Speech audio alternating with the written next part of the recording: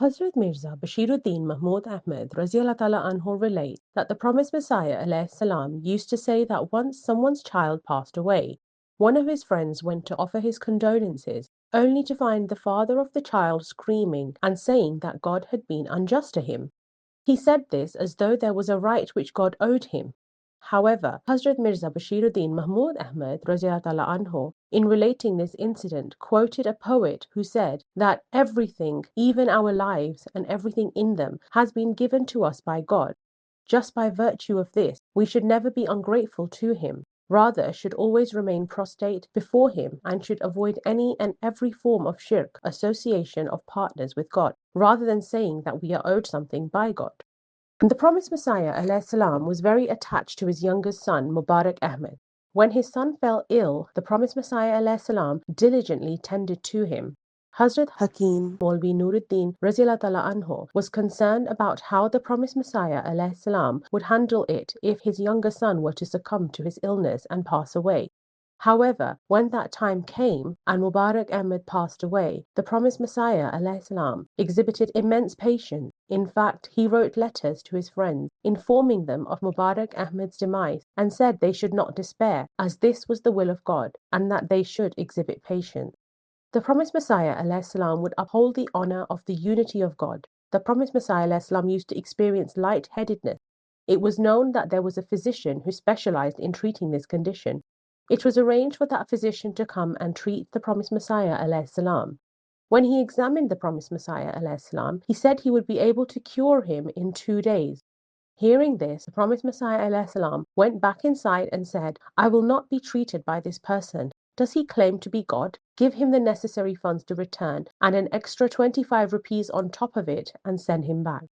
Hazrat Mirza Bashir Ahmed Raziallahu anhu said that a primary purpose for the advent of the promised Messiah ﷺ was the establishment of the unity of God.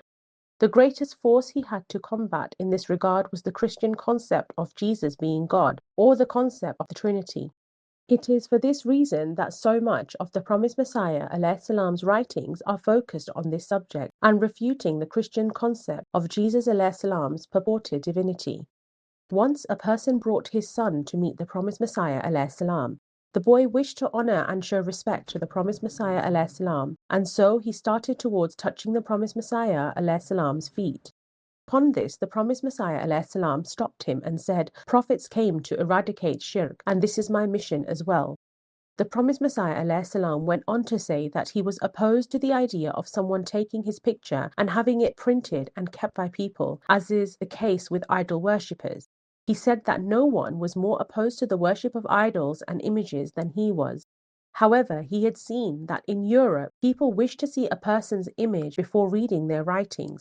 In fact, they can recognize a person's truth by seeing their picture. They were people who could not travel to see the promised Messiah ﷺ, so it was for this purpose that he had his picture taken. As a result, the promised Messiah ﷺ received many letters from Europe and America from people who said that upon seeing his picture, they immediately recognized that this person is indeed truthful. Hence, the promised Messiah ﷺ said that this was the reason he allowed his picture to be taken. He also explained that in saying this, he did not mean that pictures are otherwise forbidden. It is proven from the Holy Quran that a group of jinn used to make images for the Prophet Solomon ﷺ. Similarly, the children of Israel used to have images of the prophets, including the image of the Holy Prophet ﷺ. In fact, the promised Messiah ﷺ was shown a picture of Hazrat Aisha radiallahu anha on a piece of parchment by Gabriel. The promised Messiah ﷺ said that the camera and other imagery devices can indeed be used to determine illnesses. The promised Messiah ﷺ said that deeds are judged by motives. Thus, if the intentions are pure and there is no aspect of associating partners with God, then using such things poses no harm. Islam has forbidden things that are vain and lead to shirk. The promised Messiah ﷺ highlighted that such things as pictures should have a virtuous purpose behind them, not like the Hindus who create shrines of their deceased with images of them. His Holiness, may Allah be his helper, said that sometimes when taking a family photo, a framed picture of a deceased elder will also be held up, as though to say that they are also present with them at the time of taking that picture. Such things are considered shirk. However, if images are taken for the sake of memories and are placed in photo albums, then there is no harm. It is only wrong to turn images into objects of innovation and to greet images in the morning or any similar practices. Whilst delivering a speech on the unity of God, the promised Messiah ﷺ said that sometimes when someone does a favor for them, people say, Jazakallah, may Allah reward you, without saying, Alhamdulillah, all praise belongs to Allah. However, even this carries within it a hint of shirk. That is because the person who does the favor does so only through that which has been provided by Allah. Therefore, one should first thank God before thanking anyone else. The promised Messiah ﷺ went to great lengths to establish and spread the message of the unity of God. This is the same mission which his followers must carry on today. His Holiness, may Allah be his helper, prayed that may Allah enable everyone to do so.